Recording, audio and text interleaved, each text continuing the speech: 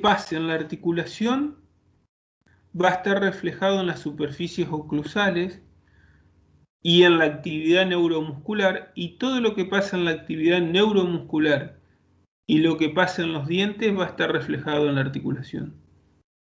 Porque justamente esos son todos los componentes. Donde nosotros modificamos un componente o se modifica un componente por X motivo, va a tener implicancia en los demás componentes. Si la articulación sufre una luxación de disco, lo vamos a ver reflejado tanto en la oclusión como en la actividad neuromuscular. Si nosotros sufrimos una alteración en las superficies oclusales o una modificación de superficies oclusales desde un accidente, una pérdida de una pieza dentaria o una restauración que no quede respetando la oclusión habitual del paciente, nos va a generar modificaciones tanto en la articulación o en el sistema neuromuscular, va a generar una adaptación. Entonces, todo eso lo tenemos que tener muy en cuenta. Todo lo que le pueda llegar a ocurrir al paciente o lo que podamos hacer nosotros en el sistema masticatorio no solamente va a tener repercusión en las piezas dentarias o en el ligamento periodontal, todo va a generar modificaciones, adaptaciones positivas o negativas, porque por ahí pueden ser esas adaptaciones de generar modificaciones negativas en las diferentes estructuras. Entonces siempre tenemos que estar muy atentos a evaluar qué estamos haciendo y cómo va a influir en todo el sistema en cada parte. Entonces, la articulación tiene superficies óseas, comprendida tanto por el arco cigomático del temporal, en la cavidad glenoidea y en la eminencia articular del temporal, o cóndilo del temporal, y el cóndilo maxilar del maxilar inferior, comprendido entre ambas estructuras un disco con sus ligamentos, la cápsula articular, que es lo que termina de integrar y de unir ambas estructuras superiores e inferiores, maxilares y temporales, y ligamentos accesorios con el ligamento temporomandibular, que lo que nos va a permitir limitar y darle un límite a todos los movimientos. El disco también lo que va a generar es que nosotros podamos, en el momento de permitirle o pedirle al paciente que haga los movimientos, podemos ver si esos movimientos presentan el disco, no presentan el disco, si ocurren trabas, porque el fin del disco, de la presencia del disco, es que esas superficies óseas incongruentes se vuelvan congruentes para generar movimiento. Después tenemos líquido sinovial, que es un lubricante que permite que estos movimientos que tienen mucha presión, son muy precisos, tengan la capacidad de hacerlo con la liviandad de movimiento y con la mínimo o con el mínimo, la mínima fricción posible para evitar el desgaste. Teníamos sinovial supradiscal, infradiscal, y todo el sistema neuromuscular,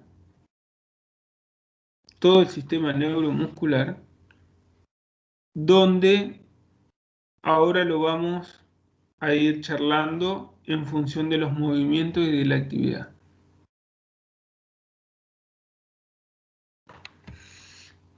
En base a todo esto, nosotros vamos a delimitar el área funcional de movimientos de la mandíbula. Entonces, nosotros podemos decir que en el sentido antero-posterior la mandíbula va de una posición lo más retrusiva posible, que está determinada por el ligamento temporomandibular, que esa, ¿qué posición es? Les pregunto.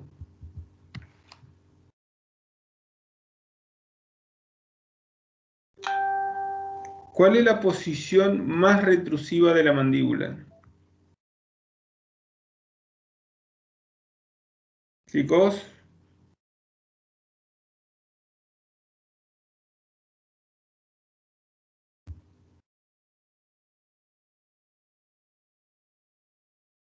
Chicos, le estoy hablando.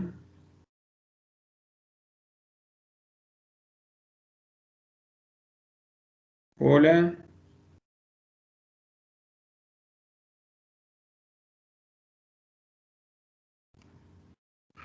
La posición más retrusiva que Posición podemos... céntrica. Relación céntrica, exactamente. La posición más y que la da tanto las estructuras óseas como la estructura ligamentosa es relación céntrica. Es lo más posterior que podemos ir con la articulación, porque se tensa el ligamento temporomandibular y están las estructuras óseas. Entonces no podemos invertir. Ese es el límite posterior, que ahí podemos decir que está el eje terminal de bisagra, por eso se dice terminal, porque está lo más posterior. Después cada escuela de oclusión tiene su variante, que es más la posición más posterior y superior del cóndilo, después otra más posterior, superior y anterior, por el movimiento, porque ahí describe el movimiento que hace el cóndilo, pero para tener una noción límite es porque está tensado el ligamento temporomandibular, no, las estructuras óseas no nos dejan ir ni más atrás, ni más arriba, ni nada, es hasta ahí atrás. Y después tenemos otra posición límite, que es la protrusiva, cuando vamos totalmente hacia adelante, ya no podemos ir más, se tensan el estilo mandibular, un montón de ligamentos y los músculos llegan a su límite. Y posteriormente tenemos las lateralidades extremas, tanto de derecha o de izquierda, que también está limitada por la función muscular y por las estructuras óseas. Eso para que ustedes vayan teniendo en cuenta. Dentro de esa área, de toda esa área limitada por esos 4 puntos, es donde discurre toda la actividad funcional o fisiológica. Dentro de esos extremos está todo lo funcional.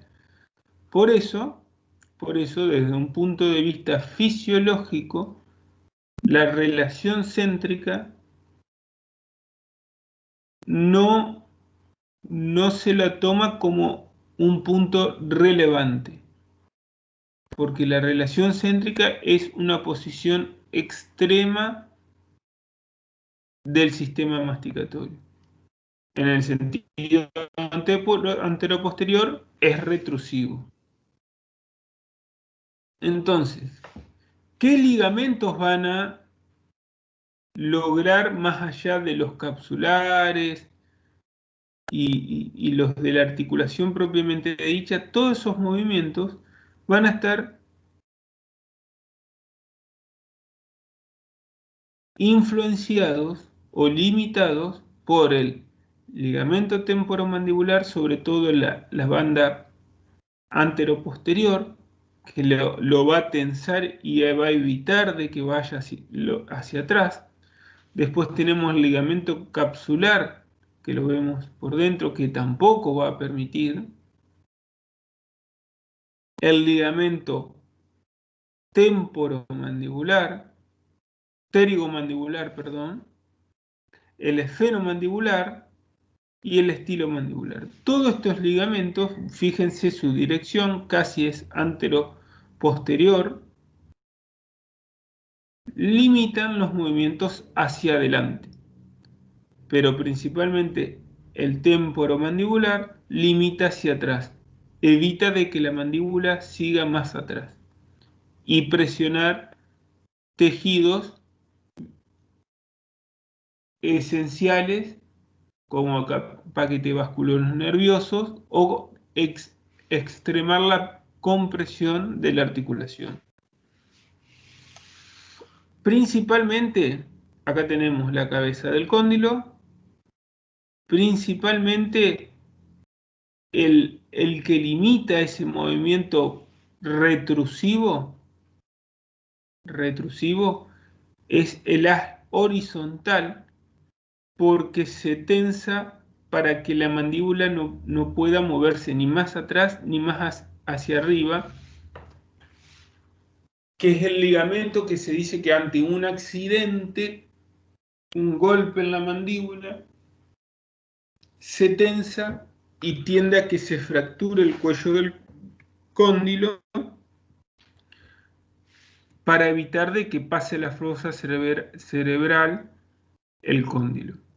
Entonces es un ligamento muy importante que inteligentemente se utilizó para poder, desde el punto de vista mecánico, posicionar la mandíbula en un lugar cuando en un momento los pacientes no presentaban piezas dentarias y necesitaban ubicarla para poder realizar prótesis, porque el objetivo de la utilización de la relación céntrica y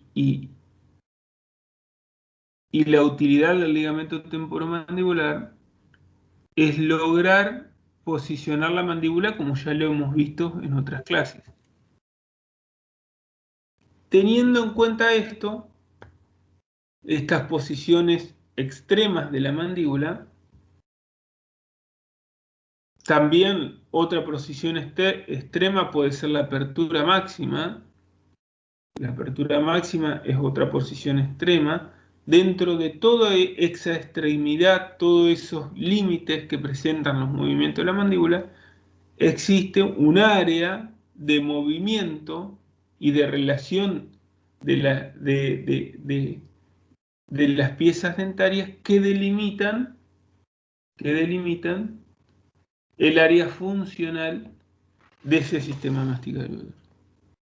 Entonces, como habíamos visto, estaba dividida en un compartimiento supradiscal que está relacionado con los movimientos de traslación porque es el compartimiento que permite de que se deslice la articulación completa mediante el contacto del disco con la superficie articular del temporal, y la infradiscal, que es la que permite un movimiento de bisagra, de rotación antero-posterior de lo que es el cóndilo, permitiendo ese primer.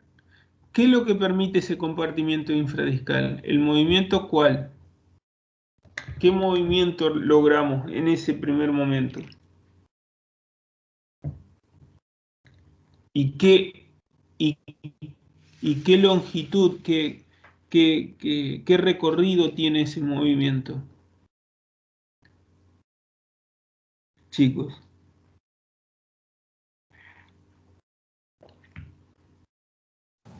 ¿Cómo, profe? Perdón. Claro, el compartimiento Anterior, inferior, el tipo compartimiento hacia adelante y abajo. está bien, pero el compartimiento infradiscal nos permite el movimiento de apertura, de rotación pura, por así decirlo, de lo que es la mandíbula o el cóndilo. Ese movimiento de rotación pura.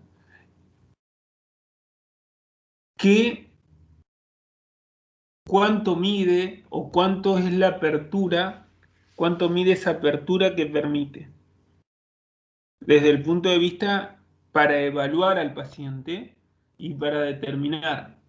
Nosotros tenemos, si descomponemos el movimiento de apertura, se puede decir un movimiento de rotación pura en primera instancia y después de una rototraslación donde interviene también el compartimiento supradiscal. Eso se descompone en esos dos movimientos y cada movimiento tiene aproximadamente una longitud de movimiento. ¿Cuánto es la apertura máxima que se puede dar? ¿O cuál es la apertura máxima, lo mínimo de la apertura máxima? No era Lo 40, vimos en Marte. ¿Cómo? ¿no eran 40 milímetros? 40 milímetros. Eso es la apertura máxima, donde intervienen tanto el movimiento de rotación como el de rototraslación.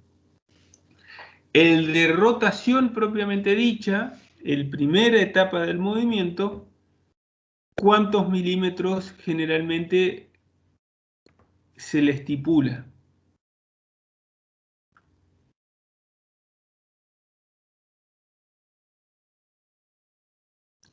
En esa primera etapa del movimiento se está estipulado por promedio que son 20 milímetros. Lo que tienen que tener en cuenta son esas dos etapas de la apertura, la medida en milímetros de cuánto es, porque es un método y es una etapa de la evaluación de cómo está funcionando el sistema, la articulación y el sistema neuromuscular. Entonces, tenemos que la apertura máxima son 20 milímetros, que está compuesta esa apertura por una rototraslación, y la primera etapa de la apertura, que es una rotación que se le puede decir pura, dada por el compartimiento infradiscal, que mide aproximadamente unos 20 milímetros.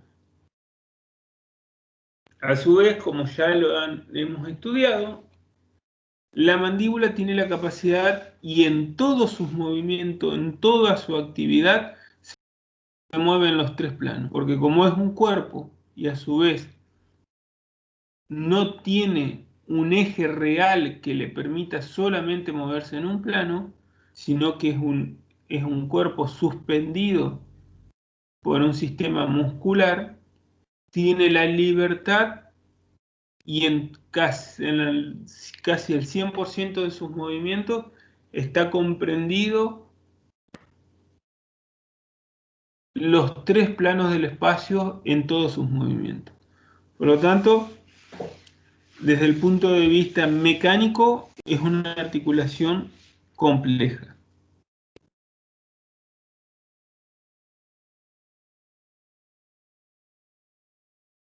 Y lo que tenemos que tener en cuenta es que lo que ocurre en la articulación, en este ejemplo de una posición de borde a borde, lo que ocurre en las piezas dentarias está ocurriendo en la articulación y lo que ocurre en la articulación está ocurriendo en las piezas dentarias. Dicho de otra manera, si nosotros tenemos una articulación en condiciones normales o sanas y las piezas dentales sanas, con un buen desarrollo fisiológico, van a ocurrir ciertas cosas como lo es, por ejemplo, el fenómeno de Christensen, que lo único que describe es lo siguiente, que al descender la articulación por la eminencia del temporal o el cóndilo del temporal y la existencia de una guía anterior, va a haber una separación de las piezas posteriores. Y ahora yo les pregunto a ustedes, si ustedes tienen la articulación mal, o sea, con luxación de disco, con artrosis, y ustedes tienen guía anterior, ¿va a ocurrir lo mismo? ¿Este fenómeno?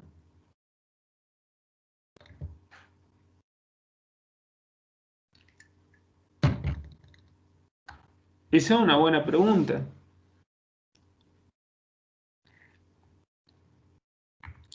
¿Va a ocurrir esto o no? Y yo creo que no, porque la misma articulación no estaría en el máximo funcionamiento o en el más adecuado. Perdón. En líneas generales, la separación va a ocurrir igual, porque si ustedes acuérdense que lo acabo de decir, esto está sujeto de músculos.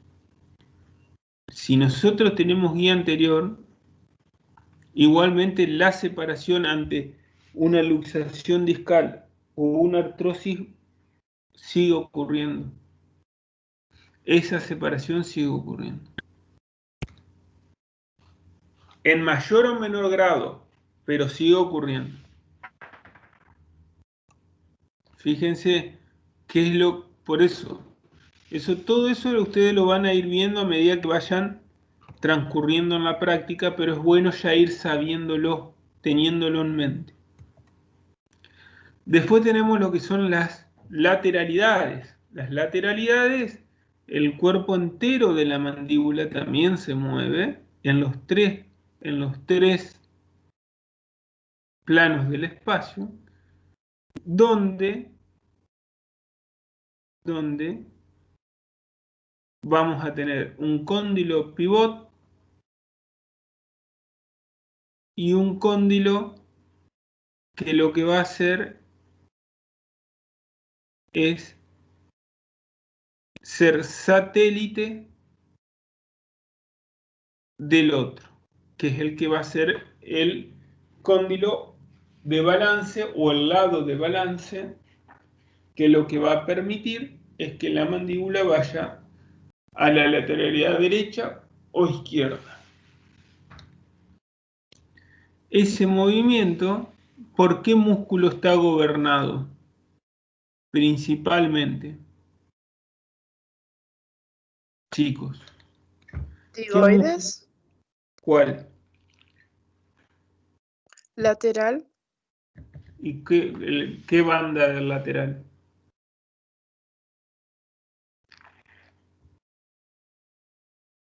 Todo el cuerpo del músculo, la banda superior, la banda inferior.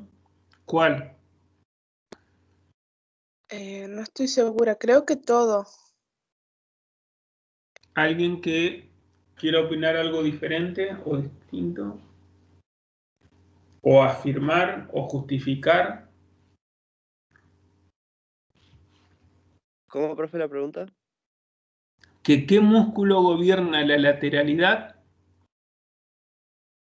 La compañera dijo el pteroideo lateral o externo.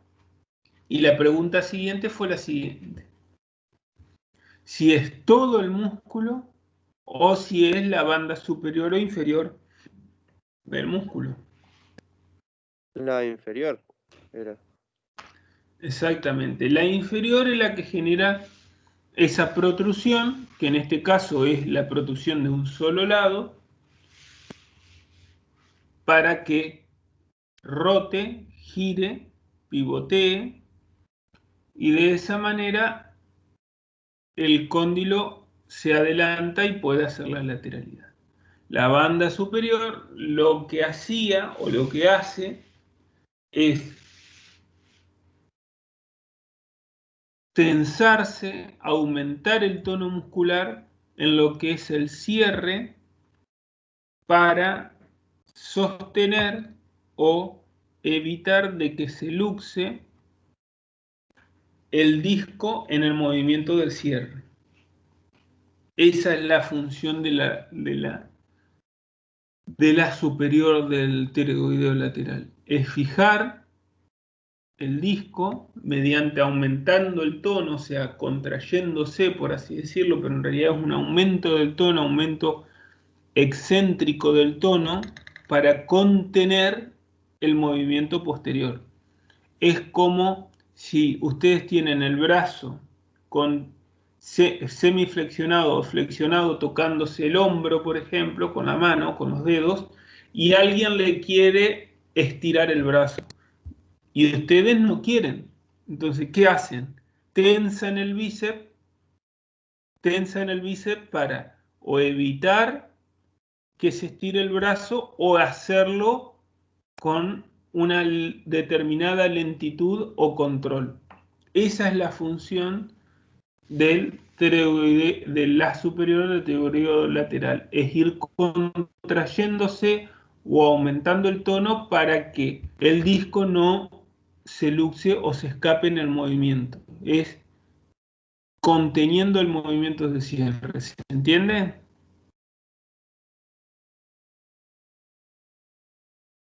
Chicos. Sí, profe. Bueno. Entonces, ahora me gustaría que ustedes me cuenten rápidamente cuáles son esos músculos, los músculos que componen tanto la apertura como el cierre de los movimientos mandibulares, a modo de repaso. ¿Cómo están compuestos esas estructuras musculares? ¿Cuáles son los de apertura? ¿Cuáles son los de cierre?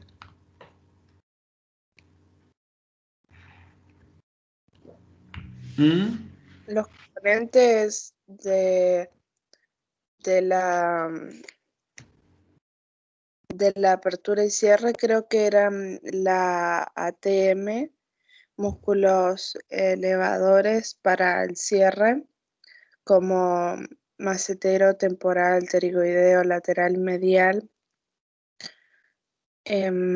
Los dientes, porque si hay algún defecto en los dientes, se ve reflejado en la ATM y así también en la ATM también reflejan los dientes.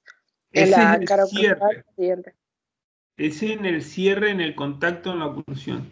Vos me dijiste temporal, macetero, pterigoideo medial y pterigoideo lateral. ¿Qué parte del pterigoideo lateral? Porque ahí uno tiene que ser preciso y decir, El fascículo inferior. ¿cuál? Se cortó. ¿Cómo? Que el inferior había mencionado el compañero. Pero eso en la apertura, y vos me dijiste en el cierre recién. El inferior es en la apertura. El haz inferior. Entonces es el superior en el cierre y el inferior en la apertura. Claro, que es lo que yo acabo de explicar. Que cuando uno busca, por ejemplo, vos tocate con el brazo derecho el hombro derecho. ¿No es cierto? Y Sí. ahora con la mano, con el brazo izquierdo, trata de estirar el brazo derecho, pero a su vez, eso con la mano izquierda. Pero a su vez vos tratás de mantener los dedos tocando, los dedos de la mano derecha tocando el hombro. O sea, vos tocás el hombro y con la mano izquierda, y haciendo fuerza, y con la mano izquierda tratás de despegar el hombro, los dedos del hombro. Viste que el bíceps se te tensa, el músculo del brazo se tensa. Sí. ¿O no? Para evitar de que Sí. los dedos se despeguen del hombro. ¿No es cierto? Sí, estoy viendo eso. Bueno, Sí. justamente esa misma función de que se tensa, en este caso el bíceps, lo mismo ocurre con el haz superior del pterigoideo lateral al momento del cierre. Lo que busca ese haz superior del pterigoideo lateral es que Es controlar el movimiento. controlar contener el movimiento tanto de la mandíbula como del disco articular, para que no se luxe o vaya demasiado rápido hacia atrás y se luxe el disco o se lesione la articulación. Esa función tiene la superior, contener el movimiento, acompañar el movimiento, pero desde el punto de vista de la contención del movimiento. Se tensa a medida que se va yendo hacia atrás la articulación y la mandíbula para contener el movimiento.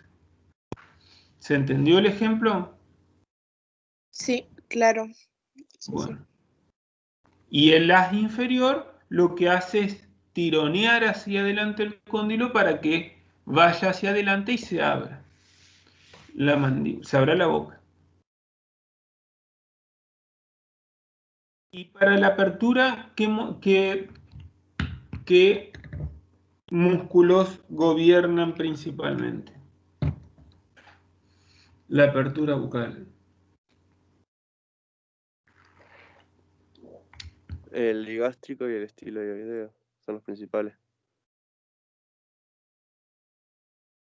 El digástrico y el estiloideo. El digástrico y el haz inferior del tiroideo lateral. El estiloideo lo único que hace, igual que los infraioideos, es fijar el ioides. Igual que el vientre posterior del digástrico, lo que hacen es tensarse, o sea, aumentar el tono para fijar el ioides, para que el vientre anterior del digástrico, juntamente con el haz inferior del pterygoideo lateral, tironeen la mandíbula. ¿De qué manera? Acuérdense, el pterygoideo lateral va desde la parte anterior del cóndilo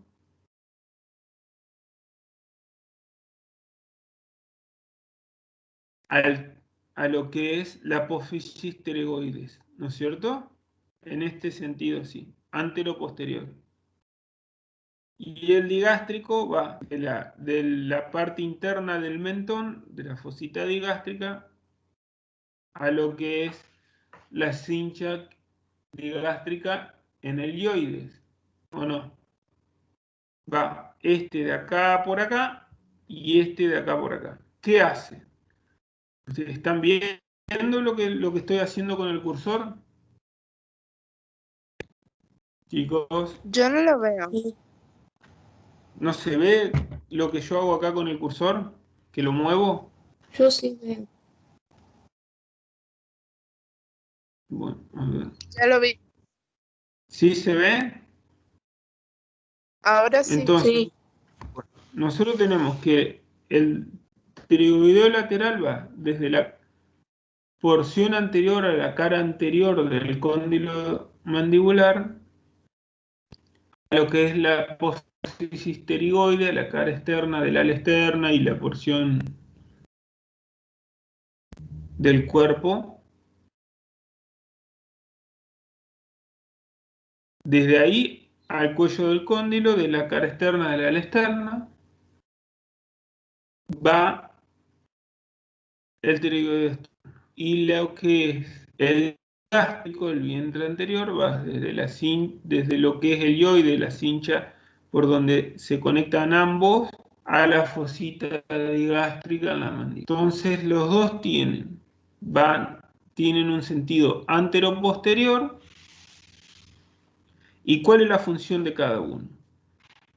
El digástrico le genera la rotación, porque fíjense, vas desde acá a acá, o supónganse que la C, esta C que está acá, sea el ioides. Vas desde acá a acá. Entonces, esto lo que hace es que rote hacia atrás. ¿Se entiende? Que rote. Y el pterygoideo lateral lo que hace es que vaya hacia adelante. Entonces, cuando actúan sinérgicamente, la mandíbula va hacia adelante, el cóndilo, y el mentón va hacia abajo y hacia atrás. Y ahí se compone la apertura. Esos son los dos músculos principales de la apertura. Los infraioideos lo que hacen es fijar el ioide, dejarlo quietito, para que esos dos músculos gobiernen la apertura. ¿Se entiende? ¿Se entendió ahora? Sí, profe.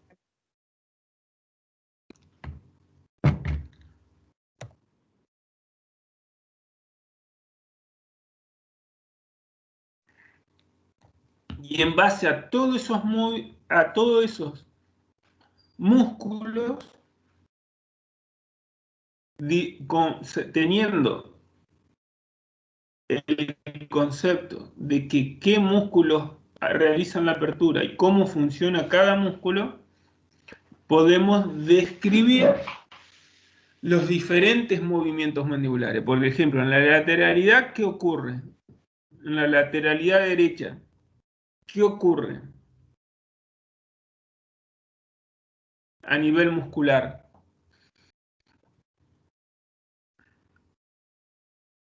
¿Qué músculo se contrae?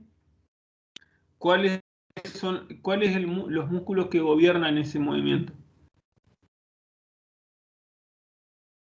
Temporal ¿Qué hace el temporal? se contrae de un solo lado el músculo. Vamos a esta pregunta. Yo hago una lateralidad a la derecha. Vos me dijiste el temporal. ¿Qué temporal, de derecho o izquierdo, qué hace ese temporal? Se ¿Cómo contrae el actúa derecho. Si va hacia la derecha, se contrae el derecho. ¿Qué parte? ¿Todo el temporal? ¿Una porción del temporal? La porción horizontal. Claro, La la anterior. posterior. La posterior horizontal es la que trata de fijar o de contraerse o aumentar el tono para contener ese lado de la mandíbula. Bien.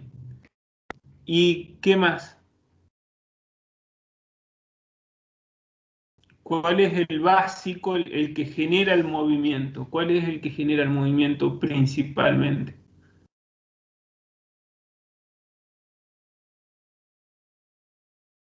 Ese se podría decir que es un músculo estabilizador, igual que el pterygoideo medial, que el macetero, del mismo lado, del lado derecho, digamos.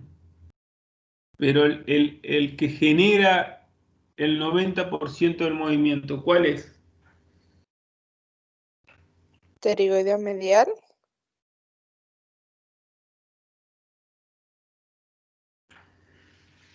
¿Alguien que diga otra cosa o que opine o asevere lo que acaba de decir la compañera?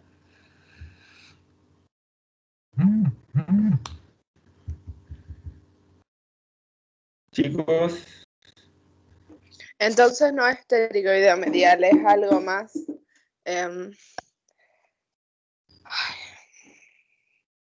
Voy a pensarlo mejor.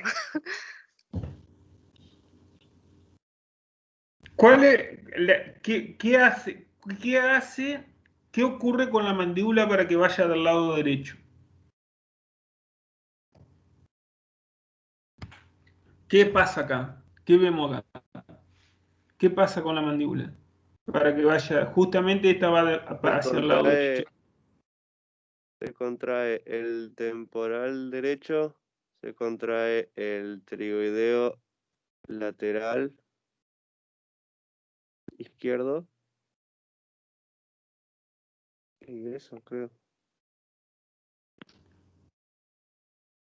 El que gobierna el movimiento, si vos me decís, yo quiero llevar la mandíbula para acá, el que gobierna el movimiento real, o sea, todos los otros son satélite o generan una contención del movimiento como el temporal del lado derecho, y los demás músculos lo que hacen es limitar o acompañar o direccionar el movimiento, pero el que genera propiamente el movimiento es el pteregoideo lateral izquierdo, porque es el que tironea la mandíbula para que vaya para el lado derecho, porque nosotros tenemos acá la apófisis pteregoide, están acá, a esta altura, y el cóndilo se encuentra acá. Entonces, si se contrae, la mandíbula va hacia el lado opuesto. ¿Se entendió? Sí, profe. Sí, profe. ¿Y qué haz del pteroideo laterales? El que genera ese movimiento. ¿El superior o el inferior? El inferior. Está bien, porque el inferior es el que lleva la mandíbula hacia adelante y el superior es el que se contrae al cerrar, como lo vimos recién. Bien.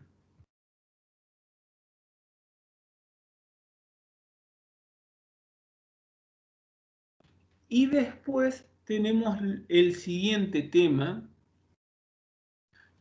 que en parte era lo que estábamos hablando, que tenemos la dinámica, que podemos dividir los movimientos desde un punto de vista mecánico, pero sin dejar de tener en cuenta la fisiología, la parte dinámica, la parte de los movimientos de la mandíbula, en una parte, en un punto mandibular, articular, que se puede ver reflejado todos esos movimientos,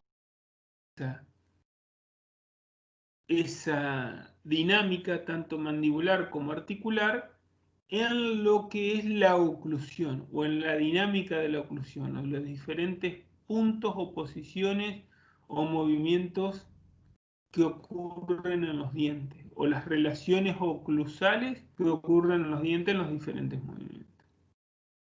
Entonces, ¿qué tenemos? La mandíbula se puede mover, como lo habíamos hoy limitado, acuérdense que era la protrusión máxima, la retrucción máxima, lateralidad máxima y apertura máxima. Y a su vez, lo que limita, como lo habíamos visto en ese momento, nosotros tenemos que la mandíbula se puede partir sus movimientos desde una posición de intercuspidación o máxima intercuspidación, que habitualmente coincide con la oclusión habitual, que después me van a explicar qué características tienen esa máxima intercuspidación y oclusión habitual, desde el punto de vista dentario como neuromuscular. La posición retruida de contacto, que esa es lo que llamamos relación céntrica. Y después tenemos lo que son las lateralidades, la protrusión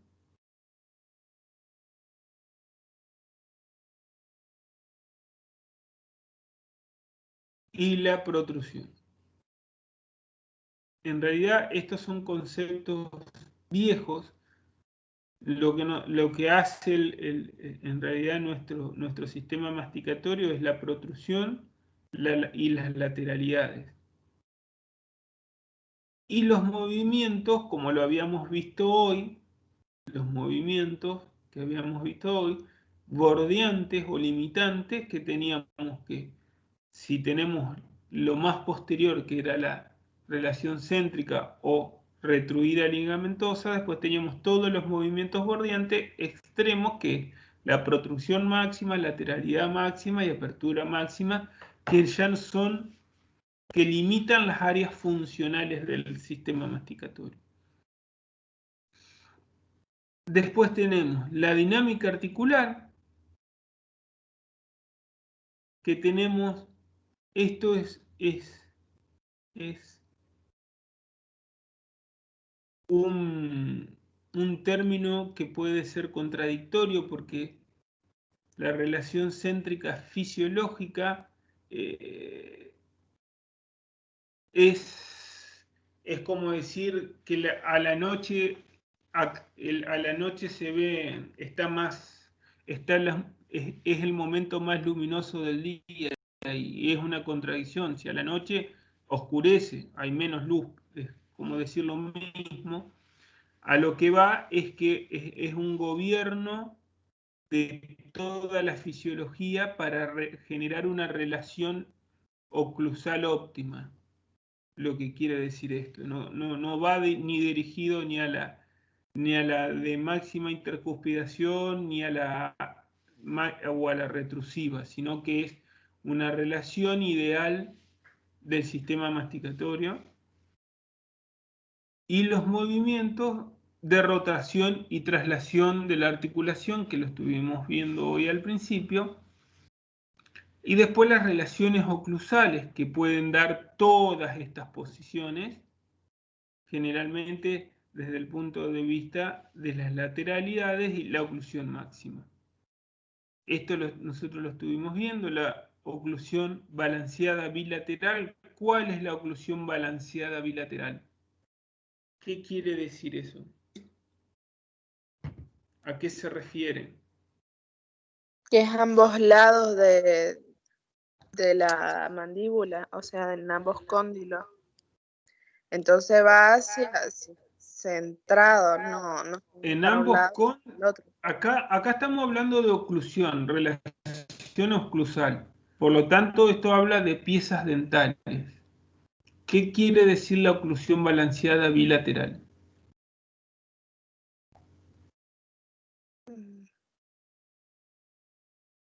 ¿Qué pasa con los dientes? Ocluyen en toda la cara oclusal. La O sea, oclusión balanceada bilateral quiere decir que en todos los movimientos, ya sea protrusión y lateralidades, va a haber contacto anterior y posterior bilateral. Cuando nosotros vamos borde a borde, o lateralidad va a tocar los dientes anteriores, pero va a estar acompañado por los dientes posteriores de ambos lados. Y ese tipo de oclusión, para que ustedes me digan, piensen 30 segundos les doy, ¿en qué situación se puede utilizar ese tipo de oclusión? ¿O en qué situación es más propicio que exista esa? Primero, si es fisiológica o no. Si suele existir eso, que en algunos casos existe, pero ante determinadas circunstancias, pero desde el punto de vista de la utilidad en la odontología, más allá de que ocurra o no en la fisiología, porque eso lleva a otro análisis más profundo. Pero ¿en qué se utiliza ese tipo de oclusión? entonces se refiere a una oclusión en la cual tiene contacto con todos los dientes de ambas enmiarcadas. Tal vez sería como una parafunción, como es el bruxismo. Porque si haces un movimiento con las caras oclusales en contacto, puede hacer un desgaste.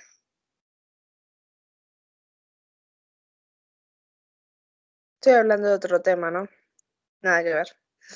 Perdón. Mira, el tema es así. Esa oclusión se utiliza en prótesis completa. Generalmente en prótesis completa superior e inferior. ¿Por qué? Porque lo que se busca es la estabilidad de la prótesis. Porque como no tiene ningún sistema de sujeción más que en la superior que sea lo más grande posible y la utilización, ya lo van a ver más adelante, de esa succión, de ese vacío que genera la prótesis al apoyarse en el paladar, y en la inferior no tiene ningún tipo de sujeción, entonces lo que busca es que la misma prótesis se estabilice por sí sola. Entonces, cuando el paciente, el objetivo es que cuando el paciente va hacia un lado, hacia el otro o hacia adelante, toquen la mayor cantidad de dientes tanto adelante como atrás, de ambos lados, para que esa prótesis no sufra movimientos.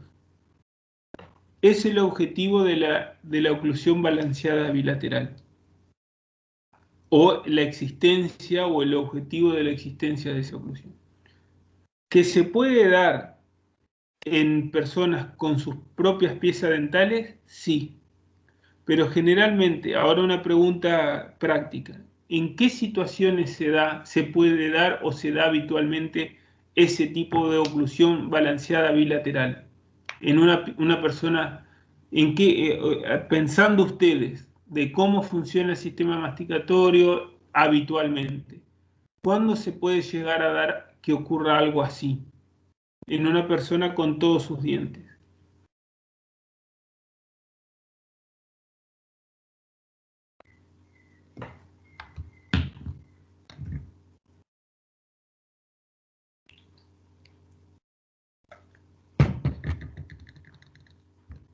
Vamos a otra, se los planteo de otra manera. Ustedes, cuando tocan borde con borde de los dientes anteriores, ¿qué pasa? ¿Tocan los dientes de atrás o no?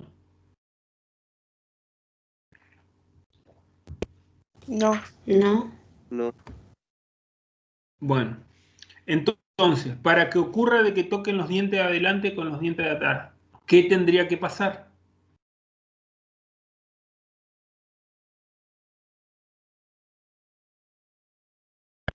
Irse a la mandíbula más a posterior. ¿Otra respuesta?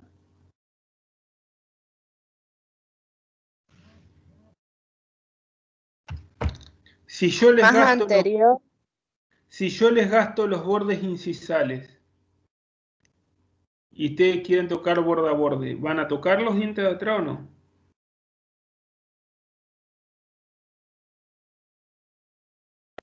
Y Si sí, desgasta el borde incisal, sí. Y bueno, entonces, en pacientes que tienen patologías funcionales, o sea, patologías que alteran la función, como ya sea lo que le dicen bruxismo, que es una hiperactividad funcional una hiperactividad muscular, el frotamiento de las piezas dentales, se van gastando esos bordes incisales de las piezas dentales y Creo que es una genera actividad parafuncional, ¿qué? ¿o no? ¿Qué Creo que cosa? era una actividad parafuncional, ¿o no? Exacto. Entonces, ese desgaste de los bordes incisales va a hacer de que en algún momento, a medida que se van gastando, que cuando estén lo suficientemente gastados y uno quiera ir borde a borde, va a tocar adelante y atrás. ¿Se entiende? Ahí puede ocurrir que teniendo todas nuestras piezas dentales, toque adelante y atrás a la vez. Después tenemos la otra oclusión que es la balanceada unilateral o función de grupo, que eso también ya lo vimos, pero vamos a repasarlo, que es que toque al hacer una lateralidad, hacer un movimiento lateral, toque el canino conjuntamente con una pieza anterior que habitualmente es el lateral y las piezas posteriores del mismo lado.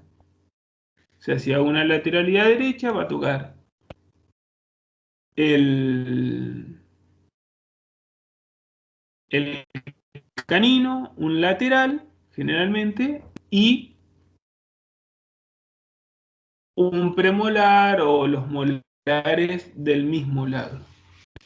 Eso quiere decir oclusión balanceada unilateral o función de grupo, porque toca todo el lado hacia donde va la lateralidad.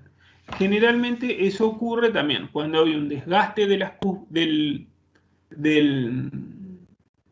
del borde incisal o no me sale ahora, o de sí, el borde incisal del canino o la cúspide del canino está gastado y empiezan a tocar otras piezas dentales, como puede ser el lateral, puede ser el incisivo central y conjuntamente las piezas posteriores del mismo lado.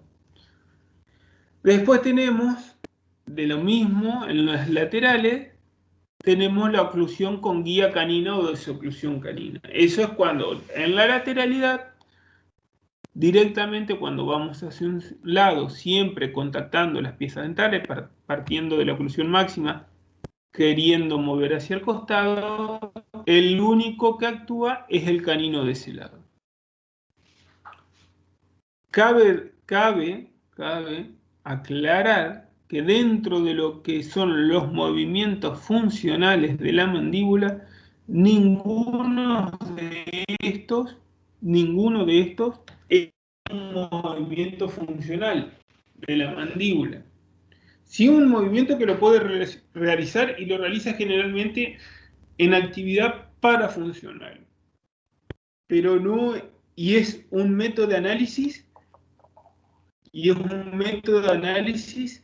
de cómo funciona o cómo está funcionando el sistema masticatorio ante una actividad parafuncional. ¿Se entiende? Pero no son movimientos funcionales. Sí se evalúan para determinar qué grado de parafunción o qué grado de actividad parafuncional o cómo las estructuras dentarias están funcionando o están relacionándose en parafunción.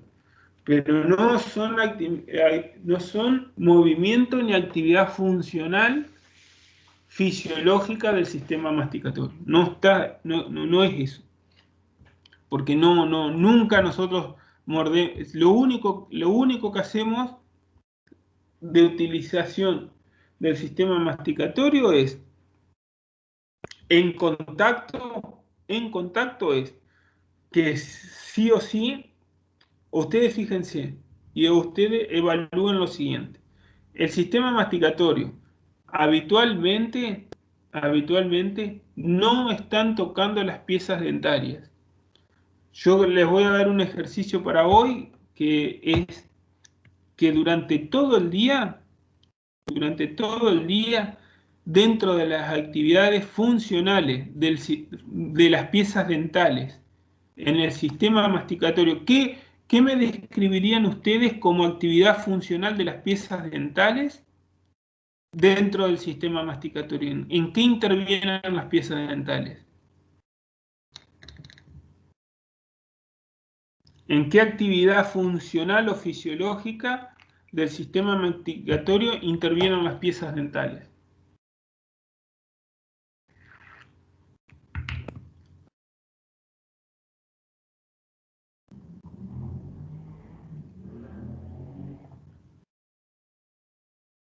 Chicos,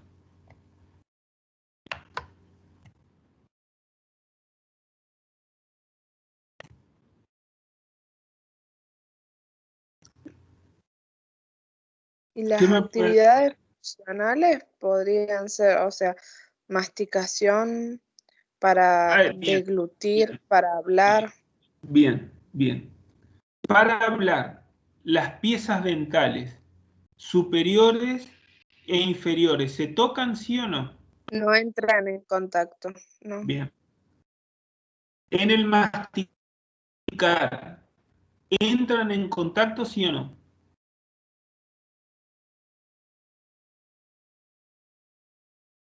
Al Y no, masticar. porque el alimento está entre ellas y antes de que realice un contacto hay un movimiento de reflejo de los músculos evitando un contacto directo. A menos Muy que bien, nosotros querramos, creo que no hay contacto. muy bien. ¿Y en la deglución? Tampoco. Bueno, Ahí yo no. podemos decir que sí y que no, porque fisiológicamente al final de la deglución, en la fase oral de la deglución, en la última parte, que es cuando busca pasar al esófago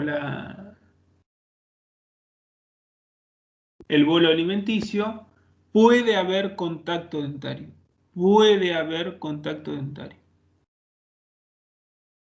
Pero no es necesario. Puede haber, o sea, en oclusión habitual puede haber. Entonces, si en todo, o en casi todos o en el 90% de la actividad funcional del sistema masticatorio no hay contacto dentario. Entonces, ¿qué pasa? ¿Se entiende lo que les quiero decir? ¿Entienden? Hagan un ejercicio hasta el martes, por ejemplo, y lo charlamos el martes en oclusión. ¿Qué es cuál es el tema ahí? ¿Qué pasa ahí? ¿Se entiende lo que les quiero decir? ¿Por qué Bien, lo vamos. ¿Por qué analizamos tanto la oclusión dentaria, la relación, los movimientos, todos contactando y todo en contacto, cuando funcionalmente los dientes no se tocan? ¿Entienden eso?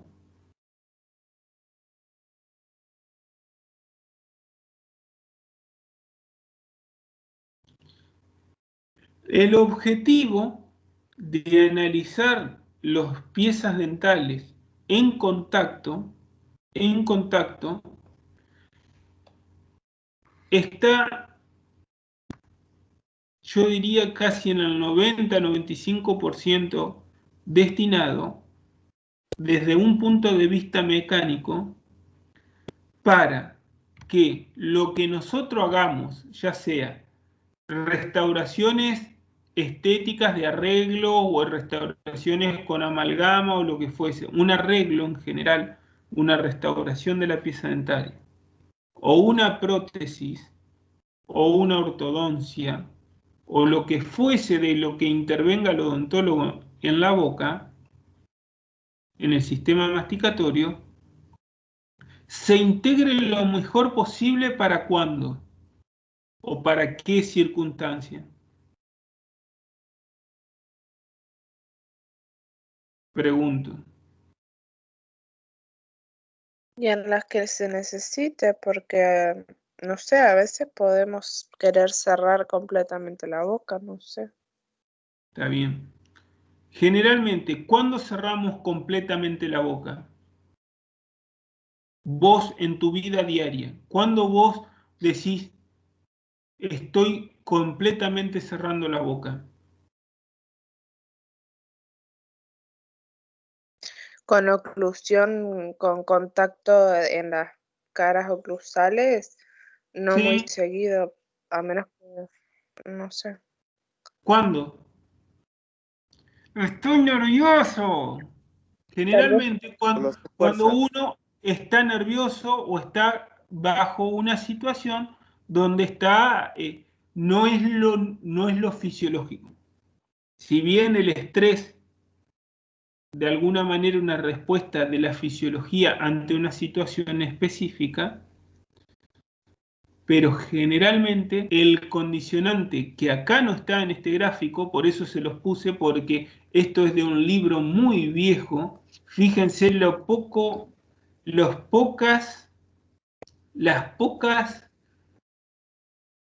influencias que tiene el sistema masticatorio o el sistema estomatognático para explicar los desórdenes de la oclusión del sistema periodontal del ATM o del sistema neuromuscular. ¿Qué falta acá? ¿Qué más puede faltar acá para haber un desequilibrio?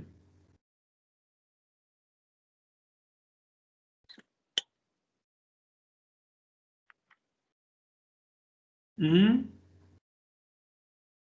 ¿Qué elementos faltan acá para determinar que hay un desequilibrio? O para decir hay un desequilibrio. ¿Mm? ¿Qué elementos agregarían ustedes que interfieren o que están involucrados con el sistema masticatorio?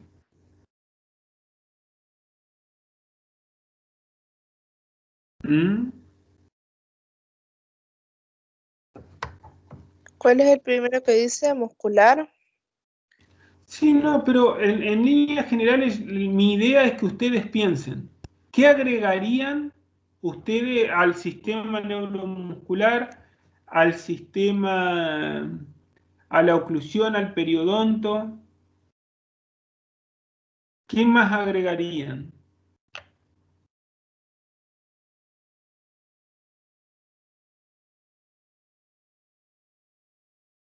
Los dientes están incluidos en la oclusión, ¿no?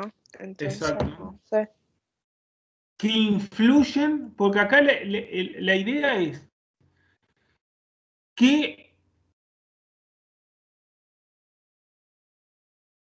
cuáles son los factores que influyen en que el sistema ande bien, logre adaptarse como de manera fisiológica o que esté totalmente alterado. O sea, que tenga el mismo cuerpo, se vaya adaptando a las influencias o que esté totalmente desadaptado. Acá lo único que tenemos músculo, articulación, dientes y periodonto. ¿Qué más le agregarían ustedes que influye en el sistema?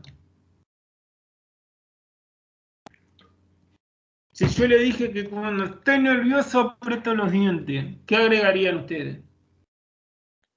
Entonces los hábitos como de las parafunciones, como al estar estresado, apretar los dientes o moverlos. Bueno, ¿y uno cuándo está estresado? Cuando el ambiente, porque puede ser por dos Eso cosas, sí.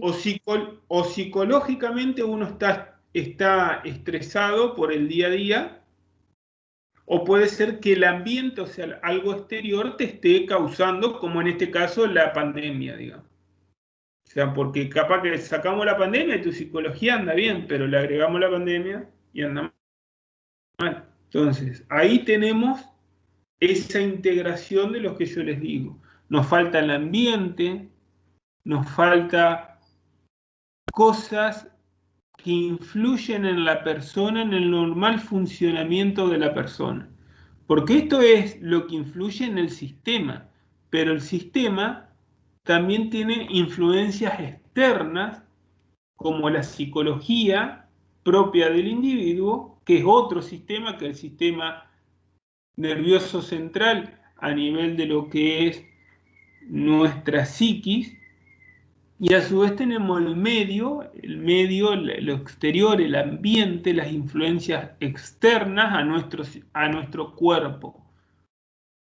Entonces, eso también lleva a que ocurran desequilibrios, ya sea o en la articulación, con una simple luxación discal, el sistema neuromuscular, que porque estamos apretando nervioso, rechinamos, qué sé yo, y los músculos se contracturan. Todo eso puede generar de que se destabilice esa oclusión habitual y empiece a contactar cualquier cosa o a doler alguna pieza dentaria. Y todo eso puede generar una alteración a nivel periodontal también. O viceversa, y de ahí podemos mezclar un montón de opciones. ¿Se entiende a lo que voy? Que usted tiene que entender que el sistema neuromuscular o el sistema, estos integrantes que están acá, por lo general, los dientes, funcionando todo esto bien, los dientes no contactan. Entran en contacto o empiezan a haber problemas cuando nosotros tenemos que, ante las influencias de nuestra psiquis, habitualmente, y las influencias externas influyen en nuestro sistema, en nuestro cuerpo, en nuestra fisiología y generan alteraciones en el 90% de los casos, ya sea por una patología en la articulación, en los músculos, tumores o artrosis generalizada. O sea, fuera de las patologías biológicas, el 90% de los casos es por influencias externas, que empieza a funcionar o empiezan a desequilibrarse, o el sistema nuestra fisiología no logra esa estabilidad, no logra adaptarse, ni por medio de los engramas, ni por medio de nuestra psicología habitual de adaptación psicológica, y ahí empiezan los problemas habituales. ¿Se entiende? Por eso, a modo de conclusión, era lo que yo les quería decir. Hicimos una revisión fisiológica y llegamos al punto de que los dientes fisiológicamente casi nunca tocan entre sí, pero sí ejercen una función, porque la guía incisiva y la guía posterior sí son importantes. ¿Por qué? Porque cuando nosotros vamos a comer una manzana, vamos a cortar una manzana con los dientes adelante, logran cortar, logran entrecruzarse, logran sacar la porción de manzana para poder comer, pero nunca tocan los dientes posteriores, ni nunca se tocan entre ellos mismos, ni siquiera los incisivos inferiores.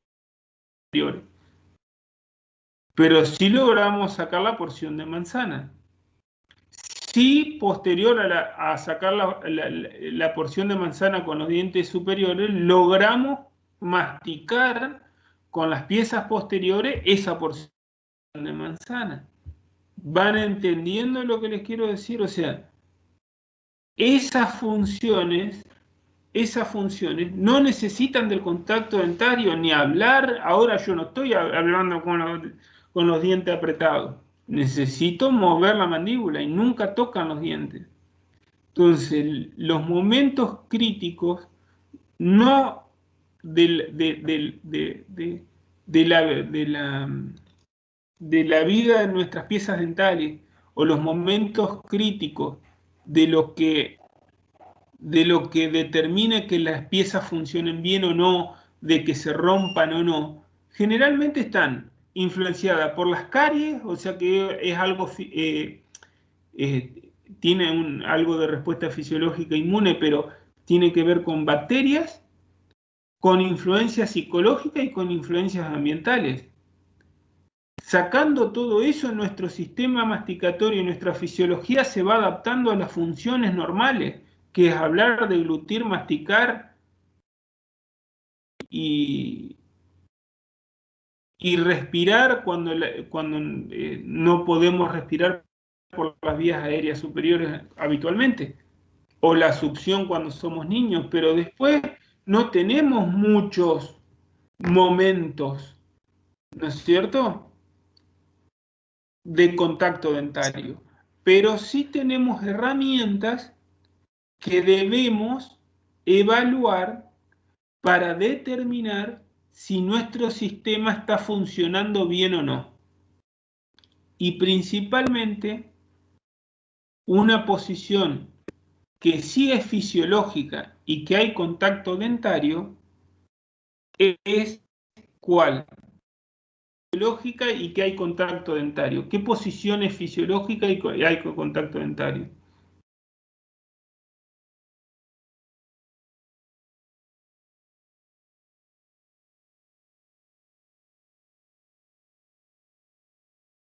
Chicos,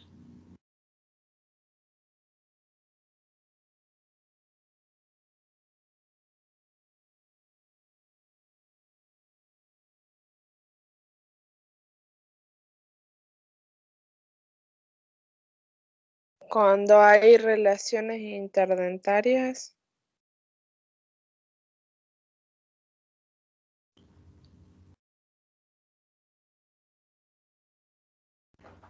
generalmente,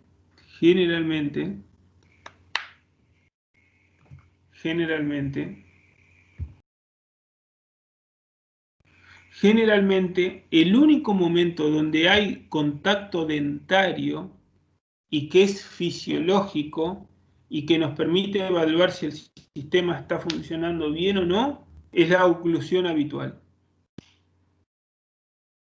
Siempre y cuando tengamos nuestras piezas dentarias y presentemos una patología o un problema. Me duele el diente, me duele la boca, me duelen los músculos, me duele la articulación, me duele algo. Porque ante la ausencia del dolor o la ausencia de patología, el sistema está compensado, está funcionando. O sea, más cerca de lo ideal o más lejos de lo ideal, pero está funcionando. Generalmente a la ausencia de dolor o ausencia de alguna alteración, nuestro sistema está compensado. El tema es que cuando nosotros no presentamos dolor o no presentamos una estabilidad oclusal, o sea que al máxima intercuspidación o inclusión habitual no tocan de los dos lados parejo las piezas dentarias, no son bilaterales, simultáneos, puntiformes y estabilizantes. Si todo eso no ocurre, es porque el sistema masticatorio, a través de la articulación y de la musculatura, no logra compensar esas influencias, ya sea por aumento de la actividad muscular o ya sea porque hay un problema a nivel articular o dentario. ¿Se entiende?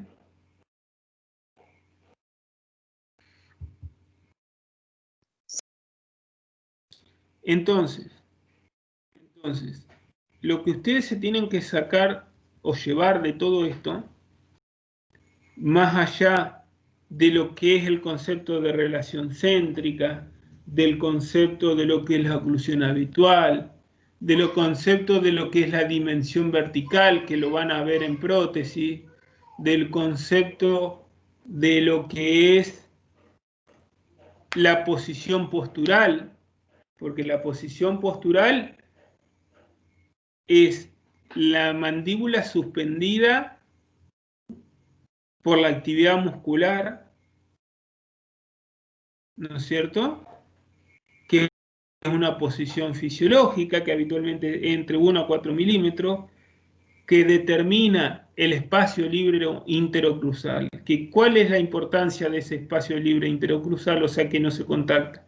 Que es el espacio que nos permite hablar, tragar, masticar. Si nosotros aumentamos o disminuimos, generalmente si lo disminuimos no es tanto el problema para hablar, pero sí para el ocluir. Si lo disminuimos ese espacio, sí el problema es para hablar, porque puede haber momentos donde choquen los dientes porque le ganamos o le sacamos espacios. Pero igualmente el cuerpo se va a ir adaptando. ¿Se entiende? El problema es cuando el cuerpo no logra el equilibrio. Entonces nosotros tenemos que evaluar y saber cómo integrar las diferentes influencias, los diferentes factores que influyen sobre el sistema y dónde está funcionando mal o qué está funcionando mal. ¿Se entendió? Sí. Bueno, entonces, por hoy, ahora ustedes tienen clase, ¿no? Sí, Tenemos que a las 10. chequear. Sí. A las 10 tienen clase, ¿no? Sí. Bien. Entonces, con esto, hoy terminamos la clase. Yo después les voy a subir el Power.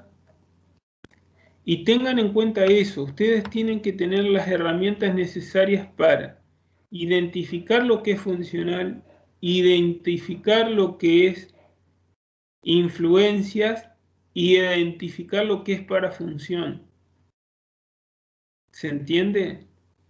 Porque la clave está en saber identificar las influencias y si estamos presentes de parafunción y qué parafunción está ocurriendo. Si una parafunción muscular, si una parafunción, o sea, hay parafunción que afectó los músculos, hay parafunción que afectó la articulación, los dientes o el periodonto. Pero para poder identificar la parafunción y qué está afectando, tenemos que saber cuáles son las influencias que están generando esa parafunción. Porque después, hagamos lo que hagamos, si no identificamos la raíz del problema, no vamos a lograr llegar a descubrir cuál es la patología o cuál es la alteración que está teniendo ese paciente, y mucho menos vamos a poder tratarlo de la manera que corresponde. ¿Se entiende? Sí, profe. Sí, profe. Entonces, esa es la clave, tener presente de que habitualmente las piezas dentarias no tocan casi en ninguna de sus actividades funcionales, sí saber que ante la necesidad de contacto, ¿qué debe ocurrir? Que es que toquen todas las piezas posteriores de ambos lados, de manera simultánea, puntiforme, bilateral, estabilizantes. Esas características sí las deben tener. Entonces, en base y saber analizar los músculos, o sea, eso que es lo que vemos en oclusión es lo importante, y tener todas estas herramientas que estuvimos viendo, que son mecánicas, para evaluar el sistema ante la presencia de parafunción. Y después, también para lo que les sirve, se utilizan mucho todo este tipo de evaluación mecánica en lo que es la prótesis. En la prótesis sí se utiliza mucho. ¿Por qué? Porque si bien en la parte fisiológica las piezas no tocan, pero en muchas de las actividades parafuncionales sí tocan las piezas dentarias. Y ahí a donde entra en juego no solo la durabilidad de nuestras piezas dentarias o las patologías que puedan surgir o las alteraciones que puedan surgir en nuestro sistema masticatorio, neuromuscular, articular o dentario o periodontal, sino que también alteran o perjudican la rehabilitación protésica. La prótesis removible, la prótesis sobre implante, la prótesis fija sobre diente.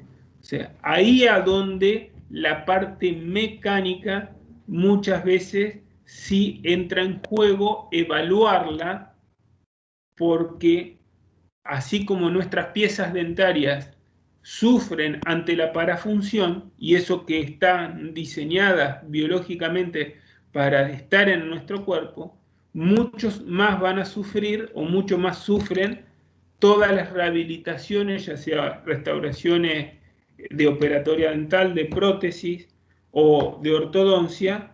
Todas nuestras intervenciones ahí sí sufren ante la parafunción, pero no ante la función. ¿Se entiende? Toda la evaluación mecánica que nosotros hacemos es para evitar que la parafunción rompa lo que nosotros hacemos, no la función. ¿Se entiende? Por eso, como yo les dije, hay que saber cómo funciona la fisiología, cómo funciona la mecánica en la parafunción, para poder integrar todo. ¿Se entendió? Sí, profe. Sí. Bueno. Bueno, chicos, terminamos. Cualquier duda en fisio o en oclusión lo podemos seguir charlando. Gracias, profe. Bueno, nos estamos viendo. Chao, profe. Buen día. Hasta Chao. luego.